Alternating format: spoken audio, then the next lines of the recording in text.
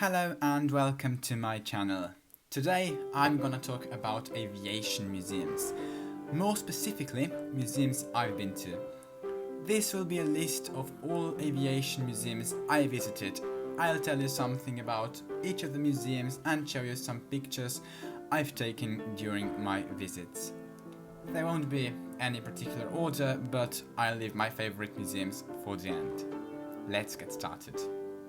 Number 1. Muzej Jugoslovanskog Vazduhoplovstva, Belgrade. This is the first aviation museum I've been to. Sadly, I don't have any photos from this one. It's a nice aviation museum which holds an important piece of Yugoslavian aviation history.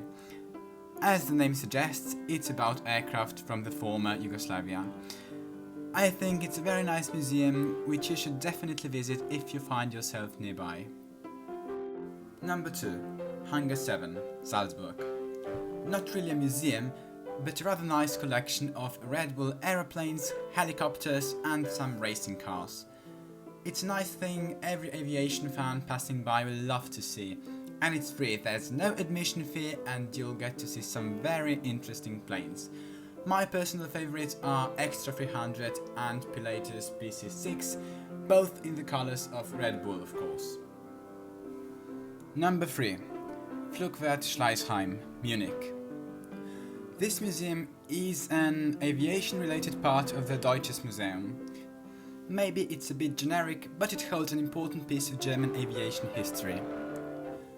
The main attractions are the Antonov An-2, my father's a big fan of that one by the way, and Fokker 640. Oh, and there's also a fighter jet in which you can sit. If you know its name, post it in the comments below.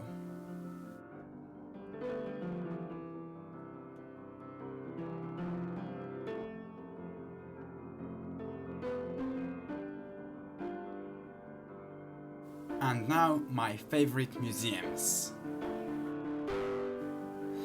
Number 4. Imperial War Museum, Duxford.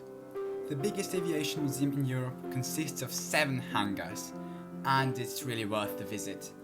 This museum holds so much of the British aviation history, from Spitfires and Mustangs to the first prototype of Concorde you can actually get into.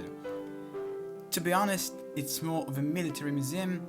Only one hangar holds civilian aircraft, but it's the biggest and, in my opinion, the most interesting one.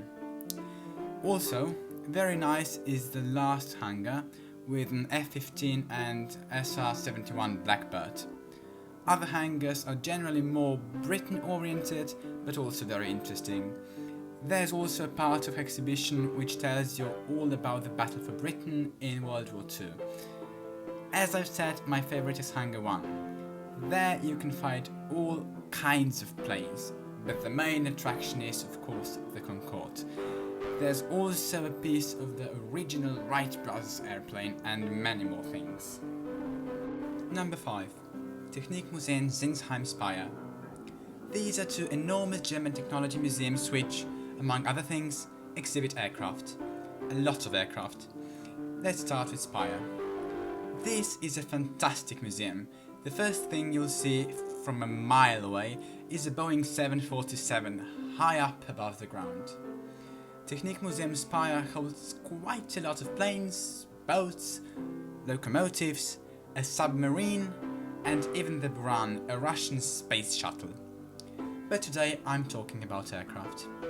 So, the museum holds fantastic planes, and you can enter a lot of the most interesting ones. By far my favourites were the Antonov An-22, the biggest turboprop plane ever built, and the Boeing 747 Combi. After ascending a lot of stairs, you finally arrive to the plane. The interesting thing is that almost all the planes in Speyer and Sincheim museums are tilted, which makes walking in them, let's just say, interesting. Another amazing thing about the jumbo jet in Speyer is that you can walk on the wing and enjoy the beautiful view. And after one's done in the 747, you don't have to walk all the way down, because there's a slide.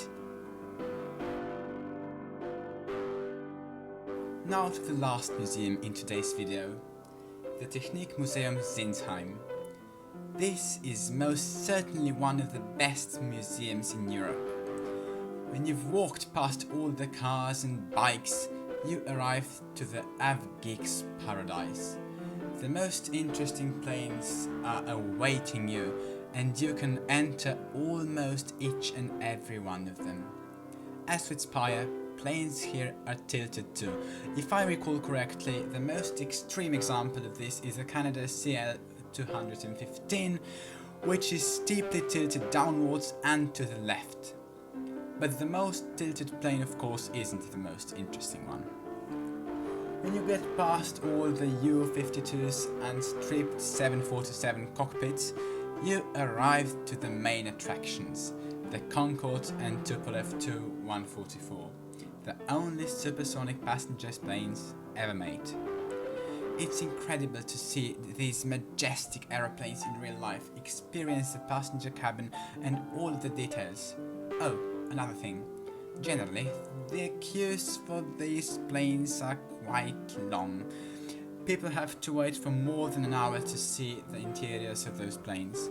But I was incredibly lucky to visit during the Corona crisis, so there were very few visitors. Seriously, I just walked into planes with no queuing at all.